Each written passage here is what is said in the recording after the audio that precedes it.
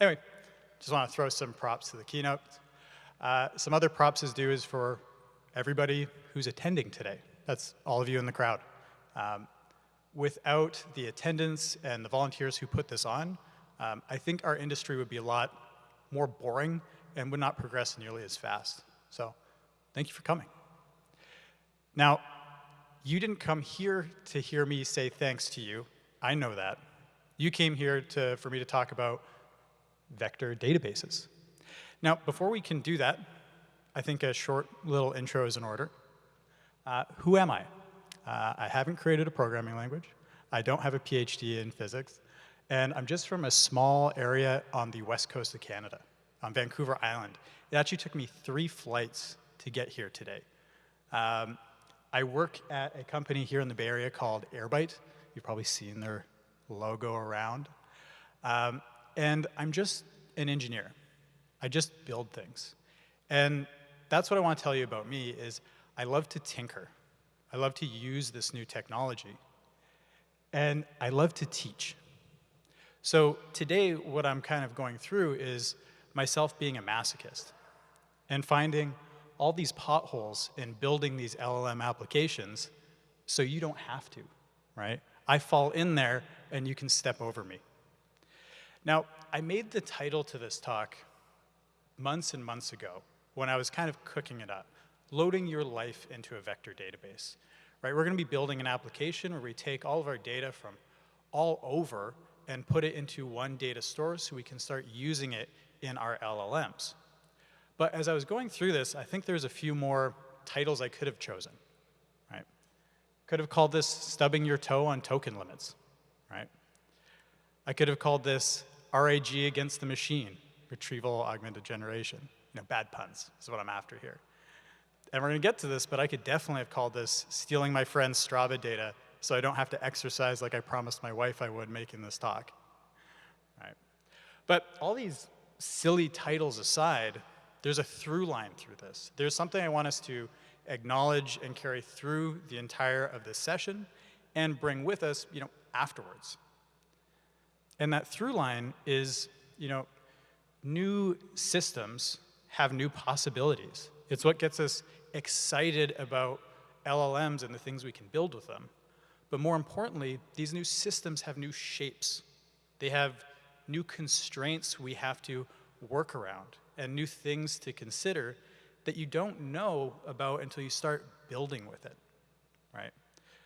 So in this talk, we're going to be talking about the constraints of a modern LLM-based system. We're going to talk about the considerations that come afterwards and how you work with this new technology. After that, we have to think about what are the second-order effects when this becomes standard, when the best practices become known? How does that change our industry? And we're going to be looking at this through an extremely simple application that I'm sure everyone in this audience has seen before. Along the way, we're going to talk about vectors and vector databases and architecture, context stuffing, token limits, GraphQL, the types and introspecting schemas. And I'm positive there's going to be someone in the crowd who's mad at me for, using GraphQL. I'm sure there's going to be someone upset with me for using JavaScript and not Python or not Scala or not Swift. Sorry, Chris. I'm not using Postgres. That's going to be an irksome point.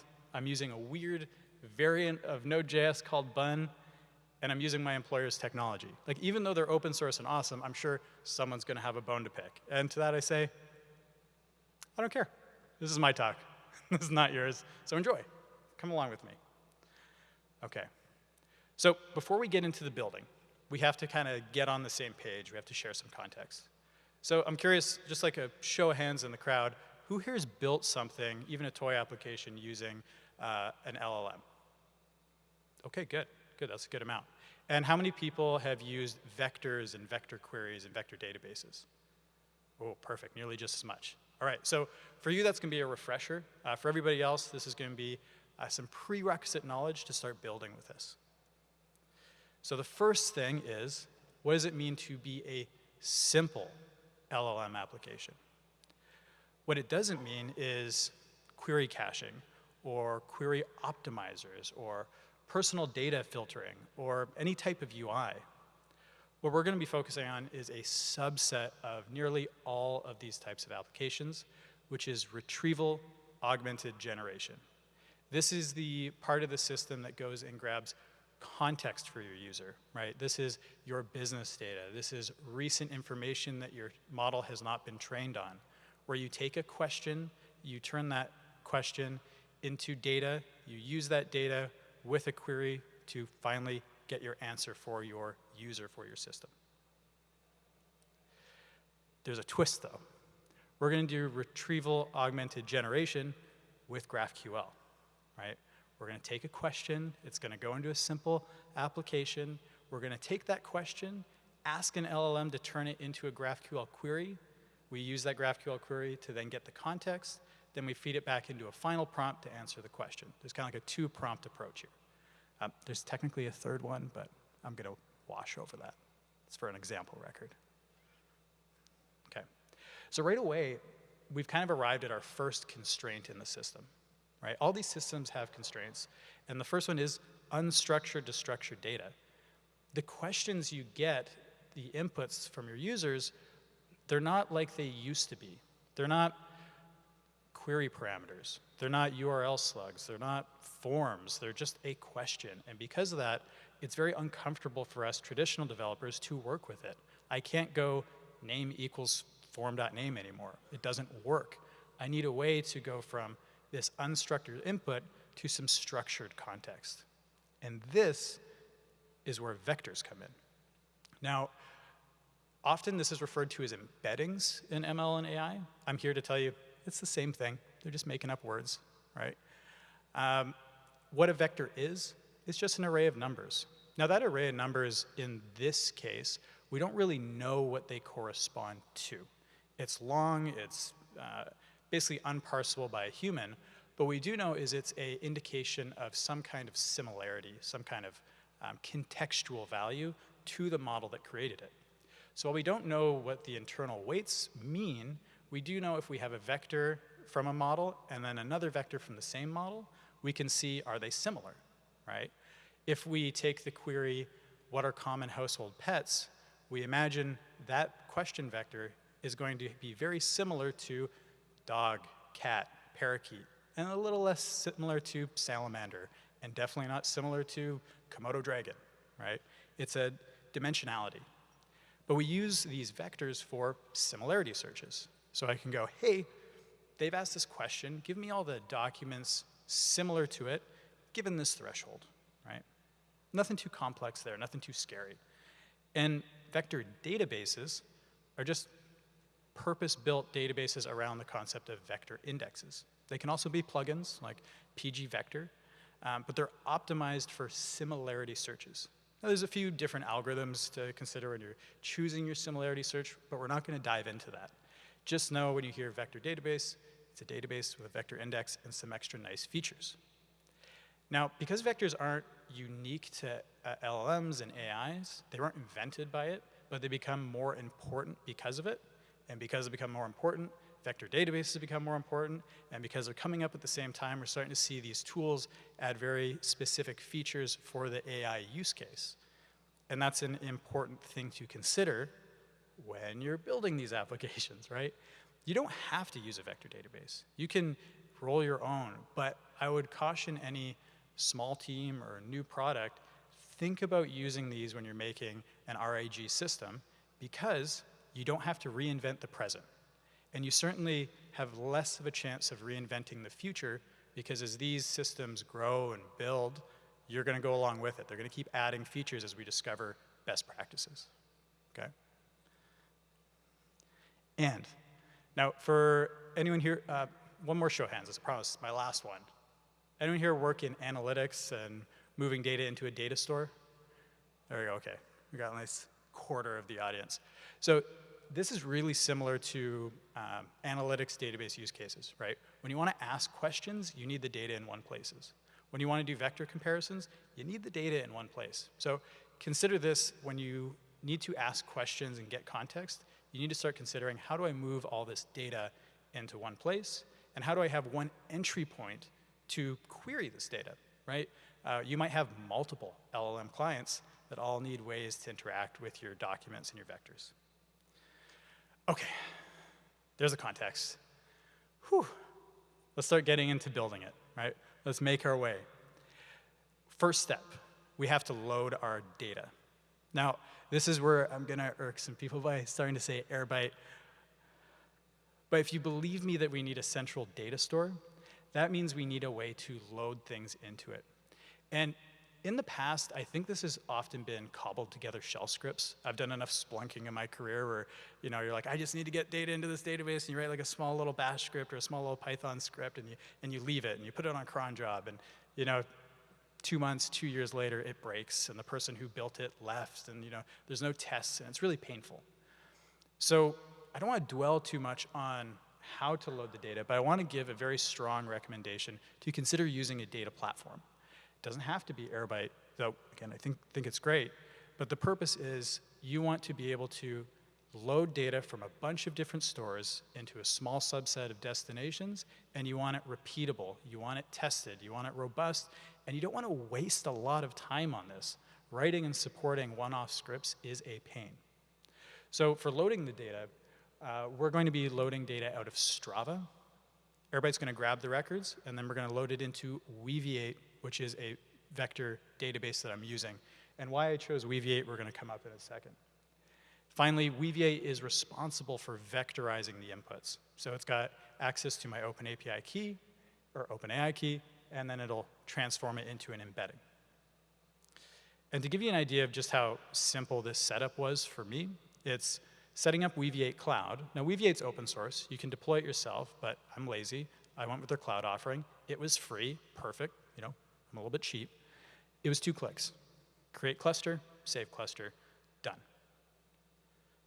The next step in here is, okay, if I've got a data store, I need to move data into it. In Airbyte, we call that a destination. We have a large catalog of destinations.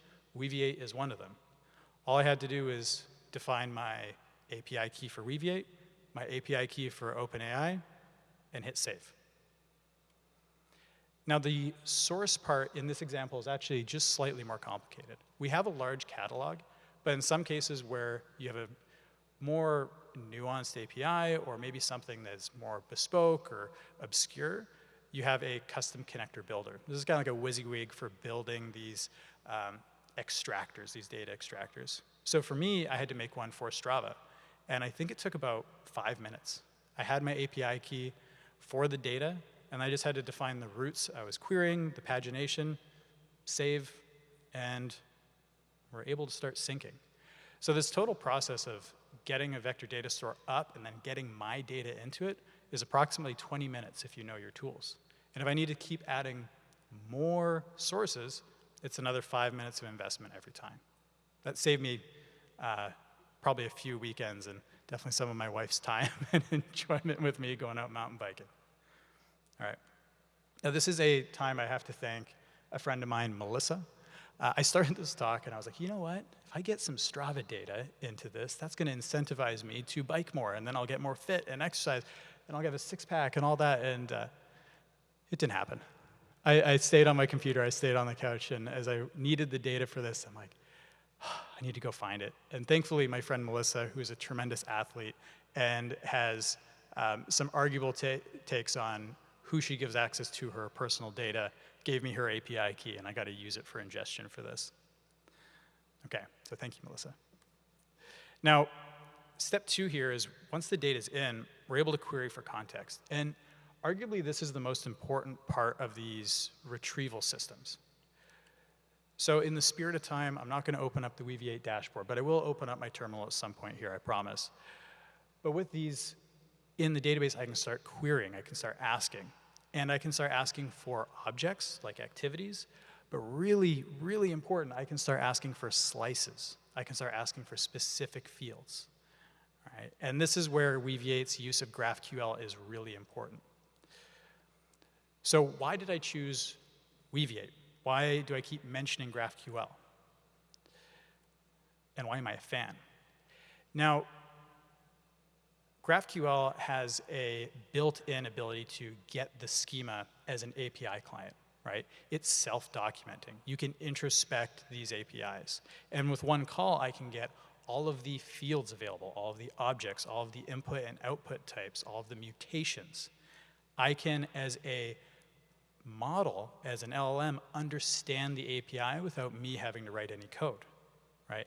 And it comes along with first-class descriptions, so we can start to annotate objects with what they are, how they're used, what the relationship's for. Again, all very important context-rich information useful for an LLM. Now, to actually go back, it's worth stating there are alternatives. OData is one. Open API is another. gRPC or tRPC, I think there's a typed version of it. These all fit that use case as well. I just think GraphQL fits it best. And if you want, I'll be around after if you want to fight me on that. So there's another reason, is inside GraphQL we have complex filtering. These LLM models, which we'll show, are bad at filtering. If you give them too much context, they don't know what is useful, what is not a lot of the time. And they are extremely bad at math. They're very good at going 1 + 1 is 3. So you need to give them the ability to ask for facts without trying to generate them themselves. That's where aggregation in an API is important. Summing, counting, averaging, medians, etc. You don't want your LLM to do math for you because you will be wrong often. Finally, this use of a very flexible schema that you can view solves two of the most important constraints. The first constraint that you have to consider when you're making these applications is token limits. There's a limit to the amount of context you can jam in. By default, with I think 3.5 Turbo with ChatGPT, it's 4,000 tokens. Thankfully, last week before the talk, they announced 4 Turbo, which has 128,000 token limits, and made a lot of this possible without doing some really some minimizing, right? But you have to be aware that there is a limit. And the limit's set by the model. It can be low or it can be high, like 128.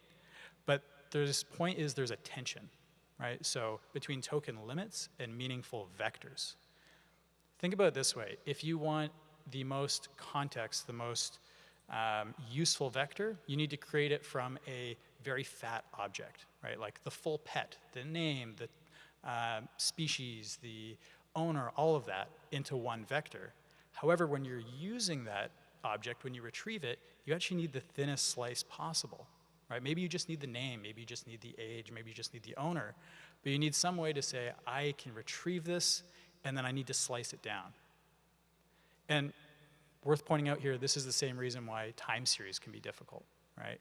I can't say, hey, what is the average rainfall of all time? You run out of context limits, right? You need to be able to thin slice and sum these things up. And this actually leads to the second constraint. Imagine, like if you imagine a world where there is no token limits, even if that's true, we still run into a too much context problem. The more context you feed these models, as that context increases, your chance of it hallucinating and telling you wrong things or going down wrong paths increase. Your answer quality decreases. So this weird balancing act of relevancy that you have to be always on with these systems. So that's your consideration here, is when you're thinking about this, you have to really think about how can I get a flexible and accessible schema and query language, right? How can I give the most power to query back to the model? Okay. Now we're getting in at the 20-minute mark, 2/3 through building it, putting this together. And I've got some slides, but I'm actually going to jump out of the slides here, and I hope everyone in the crowd just cross your fingers, because when you start opening a terminal, this is where things go terribly wrong. Bear with me as I mirror. Display. Range. There we go. So if you didn't know, this screen is called Decimator, that's interesting. Okay. So here's my editor. Here's the terminal. The part of the code that we're looking at is just demo. And I'm going to fly through how this works, and then we're going to run it. So go down to the ask question. This is all of 80 lines. A lot of it's logging. But to refresh your memory on how this is supposed to work is we're going to get the question as an input. We're going to transform it into a vector. We're going to get the GraphQL schema from Weaviate as well. We're going to use that with a prompt to have it generate us a query that will retrieve an example record. We'll then use that example record and the schema again to do another query. We're going to create one more prompt and say, hey, given this schema, and this question, can you create another GraphQL query that's going to ask the database for all the context I need to answer this? Finally, when we have all the context, we go on to our final prompt, which is just with this context and this question and some of this like coercion logic, can you answer it? Oh, is it? Okay. Let's go theme. Is that better? Okay, great. Sorry about that. Okay, so going on to the final answer and the final prompt. Along the way, I'm logging these two files. So on the left here, we have logs. They're checked into source code, so you actually see them get marked as they've been updated as we run this. And this is where one of those other contention points goes. I am using TypeScript, but I'm not using Node. I'm using Bun, just because it's got some nice watching functions. So let's kick this off and watch this go. So as it's working through, we're going to start stepping through what's being computed. So right away, the question that we have is, how many virtual ride activities have I done in total relative to all other activities? That's the vector version of this question. You can see just how huge it is. And then we move on to the introspection. We have this reduced schema where we start to see the types of objects it has access to and how to query them. We see the example record query get generated. This came from the LLM. It wants to get a whole record of an activity. We see the response. This is the example record it was given. We see the query it generated to get all the context. You'll see we got the huge vector piped in as a filter, and it's just looking for types. Finally, we see the response. There's a couple virtual rides. And we see the final piece here. Based on the query provided, there are 2 activities. Now, this is the funny part, is if I save this again and it reruns, even though I've set the temperature to 0 and I've said, make this deterministic, give me the same result every time, it won't. So let this go through one last time, and we'll go back to the slides, and I'll show you some of the other queries we've been able to get it to generate. Great, we got virtual rides coming in. I'm going to go back to the response. Let this load. OK, I just got the 5-minute warning, so I'm going to sneak back over. There we go. OK. Back to our slides. Back to the share. And there we go. OK, skip through. So that was the application. It made multiple GraphQL queries without any intervention by myself. We went unstructured to structured data, and we got a final response. I ran this a few times over the course of the week and started giving it more queries to use aggregates and sums and groupings. And you can see here, this is a bunch of ways it did query our vector database. You can see it summing. You can see it going by lat and long when we started asking about which rides did I do in New Zealand. It was pretty cool and impressive. The other things that were not impressive is, like I said before, it's bad at math. Right here, it's off by 1,000. Before, I saw it off by a factor of 7. It varies a lot. And it's non-deterministic. Right here, we have the answer to the question you just saw, but it says 43, it says 8, it says 0. So you have to be aware of this. Now, we went through a lot of constraints and how these work, and my only wish for everyone in the audience is for your next project, if you are doing retrieval, you have to take this with you, which is LLMs are limited by their tokens. They are bad at math. They are non-deterministic. context and meaningful vectors are at odds with the token limit.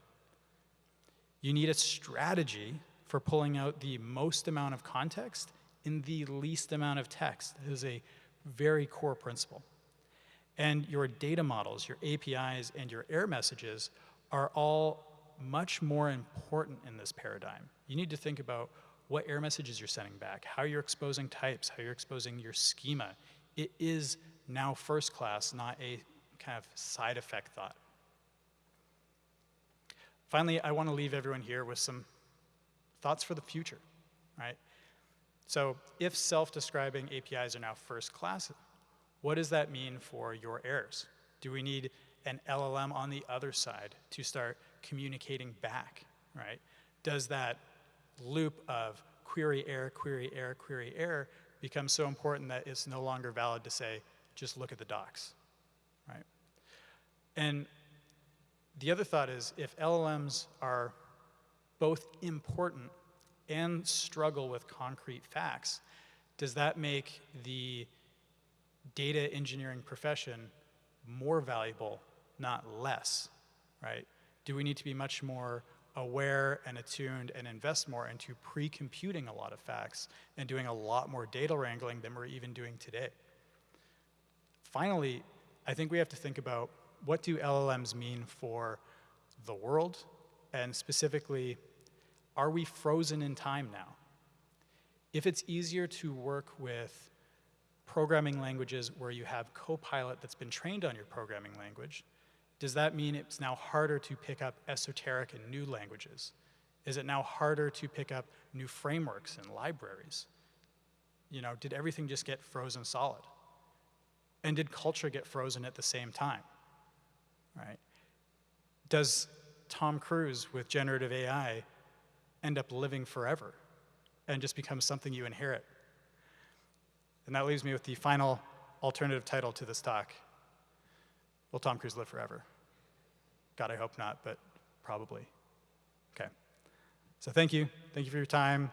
I appreciate it, and I'll be out back if you have any questions for me. Thank you.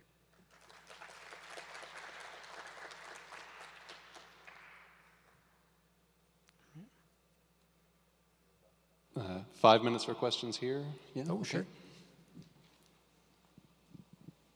Two questions. One, just because I'm dumb, why the second step of sort of hand it over the LLM, create a vector, then go back to GraphQL and create another round of vectors? There was just what it seemed like a two-step in there. I didn't understand what that one was for. And then the more broader question, which I'm gnawing on in general, is how do I lash a non-reliable probabilistic model into a deterministic workflow? And how, to your point, like if I can't rely on this thing, how do I put it into a workflow chain if it's unreliable? Gotcha. So second question I understood was on if they're unreliable, how do I make them more reliable, or how do I depend on them? Yeah, or how do I use it? Great. And what was that first one? First question was just simply like there was another step in there where I took the query, handed it to the LLM, it sends it back to GraphQL, GraphQL pumps something out, then you pumped it back into you ran it through the LLM and dumped it back into GraphQL before you created the final query. Why that middle step? Gotcha. Okay, so I'll start with that first one.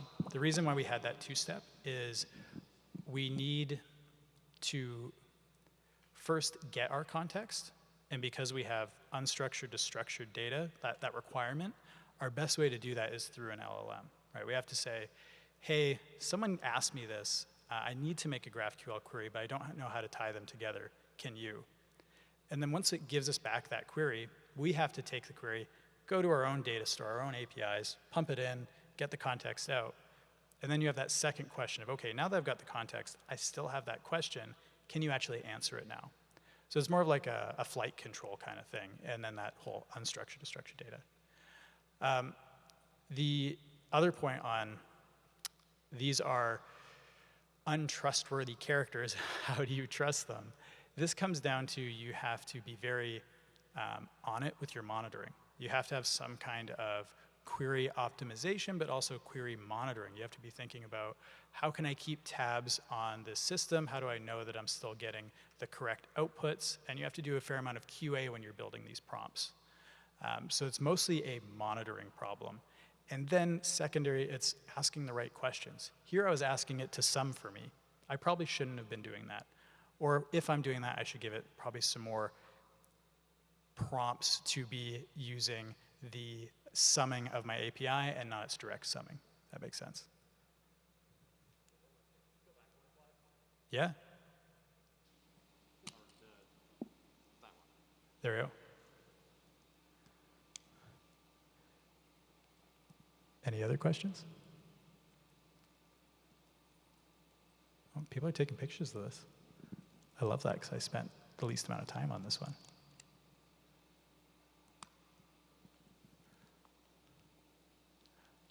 We'll be at Q&A table number 2 outside afterwards. So. Okay, great. Hey, thank you again, everyone. Take care.